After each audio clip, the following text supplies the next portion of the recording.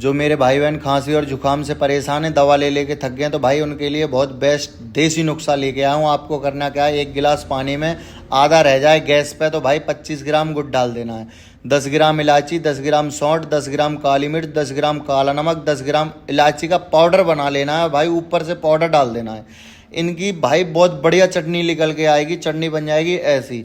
आप सोते समय आधा चम्मच भाई पानी से या दूध से किसी चीज़ से ले सकते हो, पहले दिन में ही रिजल्ट मिलेगा। खुद ने यूज किया, आप यूज करके देखो भाई, बहुत बढ़िया नुस्खा है।